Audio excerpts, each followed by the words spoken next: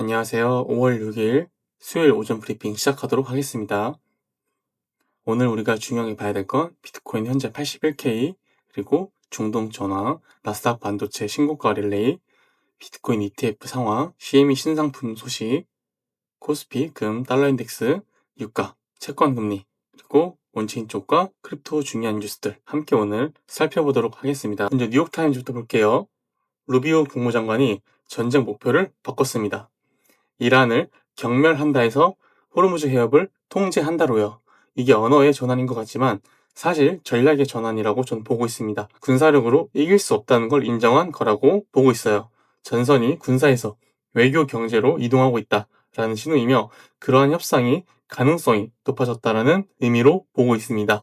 계좌 입장에서는 유가 하락 기대감이 살아나고 있다라고 볼 수 있겠죠. 월스트리트저널은 오늘 인텔 이야기가 핵심인데 인텔이 13% 폭등을 하면서 나스닥과 S&P 500을 신고점으로 끌어올렸습니다. 중동 협상 기대에 유가가 내려가고 반도체 실적이 뒷받침되는 구조가 맞아떨어졌다고 볼 수 있겠죠. 이 흐름이 유지가 되면 코스피 등 여러 반도체 종목들도 연동되는 구조라서 오늘 장을 잘 보도록 해야겠습니다. 블룸버그를 보면 미국이 이란에 대한 공세 단계를 종료를 공식 선언했습니다. 근데 이걸 그냥 전쟁이 끝나려나 보다 라고 이렇게 보면 안 되고 트럼프 대통령이 시진핑 주석과 5월 14일, 5월 15일 베이징에서 회담을 하기 때문에 이란 카드를 외교 협상의 레버리지로 어떻게 쓰는지까지 우리가 봐야 됩니다. 이란 문제를 미국, 중국이 빅딜의 협상 카드로 가져가는 구조로 갈 것이라고 보고 있기 때문이죠. 이 회담에서 관세 문제와 원유 문제를 동시에 협상할 가능성이 있고 그게 타결이 되면 유가 하락, 인플레 완화, 연준 인하 기대 복귀, 비트코인을 포함한 위험자산 숨통이 트이는 연결고리가 작동할 수 있습니다. 파이낸셜 타임즈에서는 글로벌 석유 재고가 8년 만에 최저라는 내용이 나왔습니다. 이게 왜 중요하냐면 협상이 타결되더라도 재고가 이렇게 낮으면 복구의 시간이 걸린다는 거겠죠. 그러니까 유가의 구조적 하방이 제한적이라는 것. 유가가 오래 높으면 연준이 금리를 내리기 어렵고 그게 계속 위험자산에 부담을 줄 수 있습니다. 가디언즈에서는 조금 다른 시각을 제시하고 있습니다. 미국 이란 휴전이 교착 상태라는 거죠. 워싱턴은 워싱턴대로 우리가 이겼다. 테헤란은 테헤란대로 우리가 이겼다. 라고 믿고 있어서 먼저 양보하기 어려운 구조라고 보고 있죠. 이게 협상 타결이 늦어질 수 있다는 경고를 볼 수 있고 만약에 늦어진다면 유가가 고공행진이 이어질 수 있으며 그게 채권 금리를 또 높게 유지시키는 요인이 되겠죠. 즉 위험 자산에 부담을 주는 구조가 장기화될 수 있습니다. 오늘 금일 매크로 요약을 보면 전황은 협상 국면으로 갔지만 교착 리스크가 여전히 남아있고 증시는 과매수로 추격은 위험하며 유가는 100달러 지지가 핵심이고 채권은 소폭 안정됐지만 10년물이 4.5% 돌파 여부가 다음 변수이고 달러는 99 테스트 가능성이 올라오고 있습니다. 여러 자산군 살펴볼게요. 나스닥을 보면 28,158, 어제 주봉 기준으로 1.8%나 올라갔습니다. 지금 주봉에서 굉장히 중요한 시그널이 3개가 동시에 나오고 있는데 첫째는 RSI 밴드 상단을 돌파했고 이번 주봉 마감이 또 중요하겠죠. 강세장 진입 시그널로 볼 수 있습니다. 둘째는 SMI 기준으로 과매수권 진입을 했고 셋째는 데드크로스가 발현이 직전 상태입니다. 모순처럼 들리는 게 RSI는 강세 신호인데 SMI는 과매수, 데드크로스 직전인 상황. 이게 뭘 의미하냐면 보편적으로 이런 구간에서는 바로 꺾이는 게 아니라 이 시기를 좀 더 보내면서 버티는 경향을 보일 확률이 더 높습니다. 그러니까 지금 당장 떨어질 거라기보다는 이 과매수 구간을 소화하면서 더 올라갈 수 있다는 걸 우리가 보는 게 맞다는 거죠. 그래서 현재 중요한 거는 추격 매수는 정말 위험하고 되돌림이 나올 때까지 기다려야 되며 지수 숏도 마찬가지이며 음봉 컨펌이 나오고 분배 구조가 확인이 되지 않은 상태에서 포지션을 여는 건 위험할 수 있습니다. 포모를 버티는 게 힘들고 기다리는 게 힘들더라도 눌림을 기다리고 매수하는 게 핵심이라고 보고 있습니다. 코스피는 6,937, 아직 브리핑 현 시각으로 장이 열리지 않은 상황이고 어제 나스닥이 반도체 신고가 랠리를 펼쳤기 때문에 오늘 코스피 흐름도 매우 좋을 거라고 보고 있습니다. 하지만 개인적으로 반도체 상승 피로감이 저는 극에 달했다고 보고 있기 때문에 나스닥과 마찬가지로 코스피도 확인 매매가 더더욱 필요한 시기입니다. 더 가더라도 내가 손절 라인이 확실하게 잡히는 곳에서 들어가는 게 맞기 때문이죠. 유가를 보면 지금 102달러, 어제 기준으로 0.17% 하락했습니다. 차트를 보면 제가 102달러 라인에서 중요하다고 말씀드렸고 여기가 가장 핵심 분기점이라고 볼 수 있겠죠. 여기를 기준으로 앞으로 어떻게 움직이는지가 가장 중요한 관건이 되겠습니다. 금도 보면 현재 4,546달러, 0.24% 하락을 했습니다. 메인 뷰는 하락 지속이며 4,650달러가 단기 저항선에서 계속 막히고 있고 하방 압력이 이어지고 있습니다. 전쟁 이후로 오히려 금이 많이 빠진 상태인데 전쟁 초기에 급등했다가 차익 실현이 쏟아지는 구조로 볼 수 있습니다. 지금도 그 흐름이 이어지고 있고 금 매수는 신중하게, 다만 내려오면 매수 위주로 보는 게 좋다라고 생각을 하고 있습니다. 채권 금리를 보면 어제 전부 급등했던 게 오늘은 장기물 중심으로 소폭 안정되었습니다. 10년물은 0.14% 하락해서 4.42%, 30년물은 0.44% 하락을 해서 4.9%, 5년물은 소폭 올랐고 2년물은 도합인 상태입니다. 어제 설명드린 것처럼 유가가 115달러 터치, 인플레 공포, 연준 인하 기대 소멸, 채권 매도, 금리 급등, 이 연결고리가 하루 만에 작동한 거죠.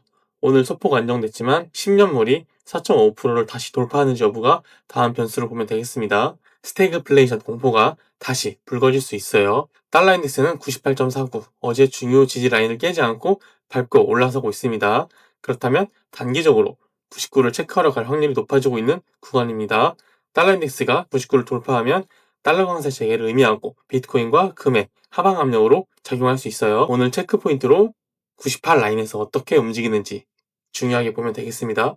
비트코인과 온체인 쪽 살펴보겠습니다. 현재 비트코인 81,000달러 4시간봉 기준이며 OI 쪽은 급등하고 있는 모습을 보여주고 있습니다. 그리고 펀딩비를 보면 전 거래소가 숏 우위이죠. 이게 무슨 구조냐면 가격은 올라가는데 OI가 급증을 하면서 숏 포지션이 계속 쌓이고 있다고 볼 수 있습니다. 여기서 롱도 함께 들어오고 있지만 숏이 조금 더 비율이 높다라고 보면 되겠죠. 그렇다는 건 지금 이 방향을 숏들이 일제히 손절이 되면서 숏 스퀴즈가 계속해서 야금야금 발생해 나가는지, 그리고 둘째로 반대로 롱들이 물린 롱들이 익절을 해 나가면서 빠르게 탈출하는 모습, 이 두 가지로 볼 수 있습니다. 지금은 4시간봉 기준으로 오후까지 어떻게 나오는지 좀 더 지켜보면서 상황을 판단하는 게 중요할 것 같습니다. 이 움직임은 제가 텔레그램에서 공유 드리도록 하겠습니다. 현재 1300 기준 상방으로는 81,782, 그리고 하방은 79,776. 얇지만 이 두 구간에서 현재 청산 물량들이 몰려져 있습니다.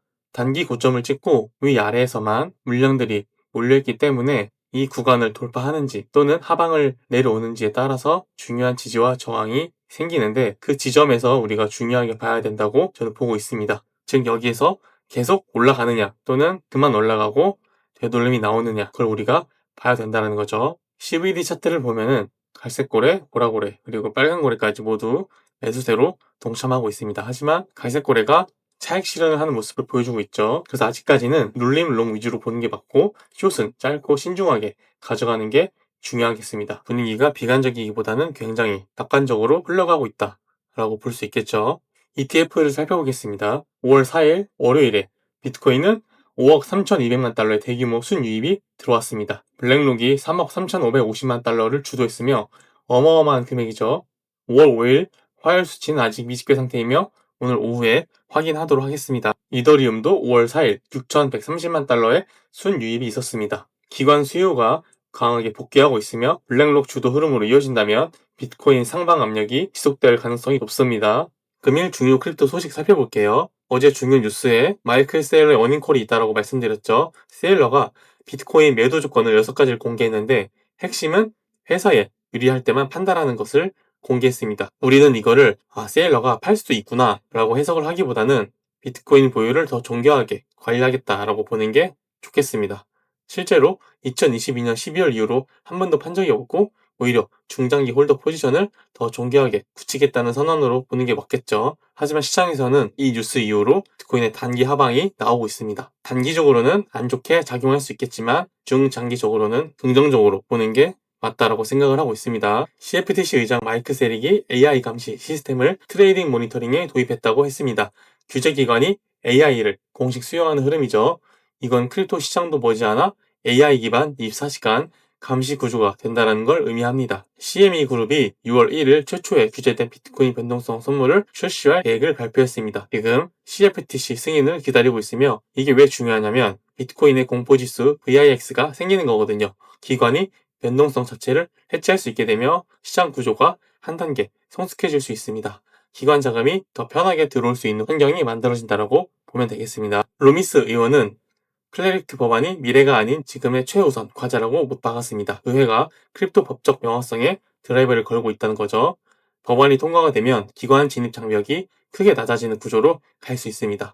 5월 마크업이 핵심이 되겠습니다. 시퀀스라는 파리 반도체 기업인데 비트코인 보유분의 절반을 팔아서 부채를 갚는 데 썼습니다.